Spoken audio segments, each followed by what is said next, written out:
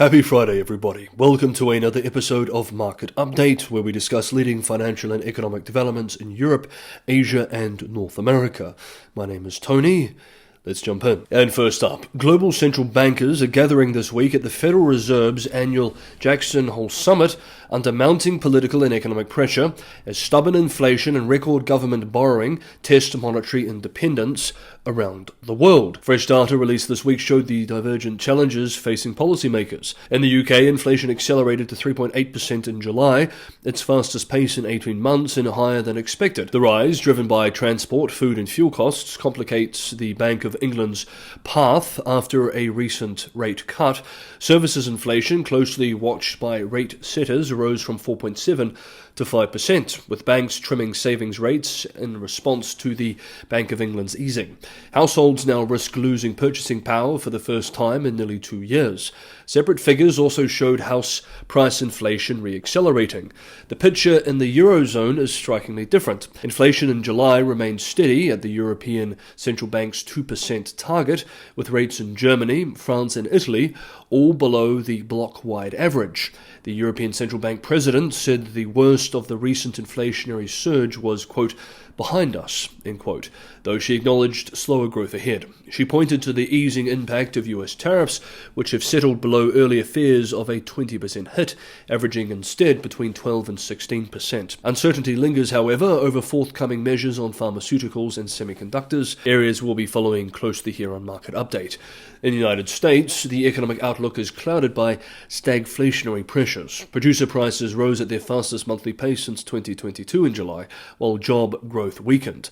President Donald Trump's tariffs are beginning to weigh on consumers, even as spending remains resilient in parts of the economy. Against this backdrop, the Federal Reserve Chair faces the dual challenge of managing inflation risks and defending the Fed's independence from presidential criticism. The pressure on Powell is emblematic of a broader global trend. Central bankers from London to Tokyo face calls to keep rates lower than warranted in order to ease the burden of surging government debt. Kenneth Ragoff, Harvard professor and former IMF chief economist, warned this week that high borrowing costs are creating, quote, enormous political incentives, end quote, for governments to push central banks into sustained monetary easing, a dynamic he and others describe as a new era of so-called fiscal dominance. Although the official theme of this year's Jackson Hole Symposium is labour markets in transition, few expect delegates to avoid confronting these deeper questions about fiscal dominance, central bank independence, and the political limits of monetary policy in a new era of record debt. Next up, let's look specifically at North America. In recent weeks, the Trump administration has made clear that it is willing to use the full force of the government to directly intervene in corporate matters in pursuit of wider foreign policy goals.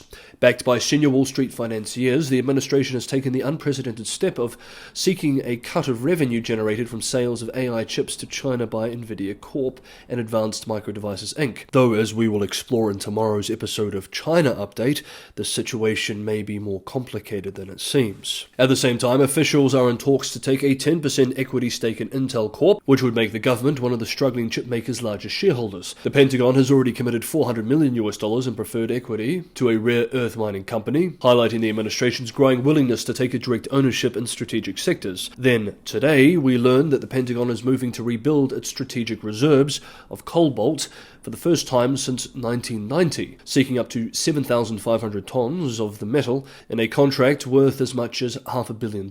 The Defense Logistics Agency issued a tender this week, underscoring cobalt's growing importance in both defense systems and clean energy. Long used in jet engines, munitions, and magnets for aircraft controls, cobalt is also vital for batteries. The purchase would account for about 1/6 of non-Chinese ally-grade supply, highlighting Washington's drive to reduce reliance on Beijing, which dominates global cobalt processing. With prices already surging 42% this year following a Congolese export ban, traders expect the Pentagon's move to further tighten supplies. These moves show that Washington knows that it has moved into a new period more similar to the Cold War in the post-Cold War peace and international liberal trade order. Nevertheless, they have unsettled some Wall Street and Washington policy veterans, many of whom say that they have never witnessed such direct involvement in corporate affairs. While proponents argue that these measures could strengthen national security and even boost average investors' portfolios, critics warn they risk distorting markets and saddling taxpayers with heavy losses. The interventions mark a defining feature of the president's second term. The administration has gone further than in its first 4 years, when trade tariffs were the main economic weapon. Now officials are directly picking winners and losers in industries considered vital to US competitiveness. Beyond semiconductors and rare earths, the government secured a so-called golden share in Nippon Steel Corp, granting it influence over decisions at United States Steel Corp. Such arrangements, once unthinkable in the US's comparatively free market system, are raising questions about whether America is drifting toward a more state-directed model. Others push back, saying such claims are very much overblown and pointing out that most nations have at least some state-driven industrial policy, especially when it comes to key strategic resources. Quote, "The focus on industries like steel, semiconductors, and critical minerals is not arbitrary. These sectors are critical to our national and economic security," end quote, said White House spokesman Kush Desai. Supporters point to cooled inflation, new investments, and tariff revenues as evidence that a hands-on approach is paying dividends. Still, the administration's demand that Nvidia and AMD hand over 15% of revenue from China chip sales has rattled investors. Analysts warn of a slippery slope in which pay-for-play schemes could expand across sectors. Quote, "It's state direction that we haven't had in the US," end quote, said Gary Hafbauer, senior fellow at the Peterson Institute for International Economics, and end quote, "It's very much the Chinese model making its way into US government," end quote. With Intel's new Ohio plant dependent on fresh funding and global chip rivalry intensifying, the administration shows no signs of retreating from these unprecedented steps. Whether they are remembered as bold economic statecraft or as risky market distortions remains to be seen. Let me know in the comments what you think about these recent developments in the US. Are these prudent moves designed to protect national security interests, or is this too much state intervention in a part of the economy that the government should keep out of? Or is it simply too early to say? Let me know in the comments below. Now, we have one more development to cover, but just quickly, if you want to be on top of the most up-to-date analysis on the biggest developments in the world's most important markets, consider subscribing to Market Update. Hit the bell notification icon, and you will be. And if you're getting some value from today's episode, don't forget to hit the like button. And finally for today, we move to Asia. Taiwan faces two pivotal tests this week that show the island's dual struggle for energy security and military resilience in the face of growing mainland Chinese pressure. On Saturday, tomorrow, voters will decide whether to restart a shuttered nuclear reactor just 3 months after the nation celebrated achieving a, quote, nuclear-free homeland, end quote.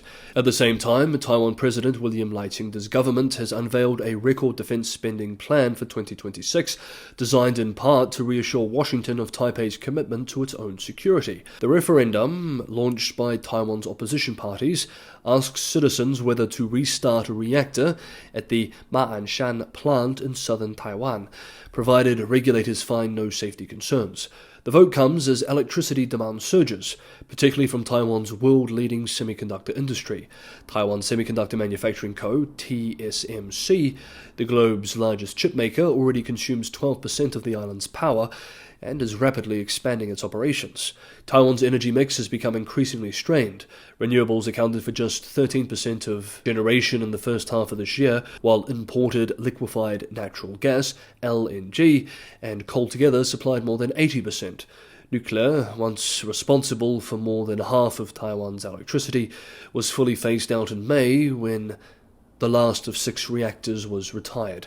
The Democratic Progressive Party, DPP, long committed to ending nuclear power, opposes the referendum. President Lai has framed the vote as part of his party's historical mission, rooted in an anti-nuclear movement that grew from concerns about earthquake risks, environmental damage, and authoritarian-era waste disposal practices. Public attitudes, however, are shifting. A recent poll by the Taiwan Institute for Sustainable Energy Research found that 66% of Taiwanese parties now support nuclear energy as part of a path to net zero emissions, up sharply from last year. Still, support for extending the life of old reactors remains tepid, even among nuclear backers. The result of Saturday's vote will only carry legal force for 2 years, meaning its political weight may outweigh its practical impact. Yet the debate is a painful reminder of Taiwan's vulnerability. More than 95% of its energy is imported, leaving it dangerously exposed should Beijing attempt a blockade. Quote, "Energy is the weakest element in Taiwan's resilience," end quote, said Mark Kikanen of the Center for Strategic and International Studies, which ran a recent war game simulating such a scenario. Energy insecurity is only one dimension of Taiwan's preparations, though. On Thursday, yesterday, the government proposed a record $31.2 billion military budget for 2026, a nearly 23% increase from the previous year. For the first time, the figure also includes Coast Guard operations and veteran pensions. The plan would lift defense outlays to 3.32% of GDP, surpassing a 3% target Lai set earlier this year. Quote, "With defense spending exceeding 3.3% of GDP, Taiwan fully demonstrates its determination to enhance self-defense," end quote, Lai wrote on Facebook. The move comes after US President Donald Trump repeatedly urged Taipei to shoulder more of its defense burden amid escalating threats from mainland China. Approval will not be easy, however. The opposition holds a slim legislative majority and has repeatedly clashed with the DPP over military budgets. A special defense funding bill earlier this year faced weeks of wrangling before passage. Okay, that is today's episode of Market Update. Thank you so much, everybody, for watching. Have a good Friday, have a restful weekend, and I will see you for a new week of updates on Monday.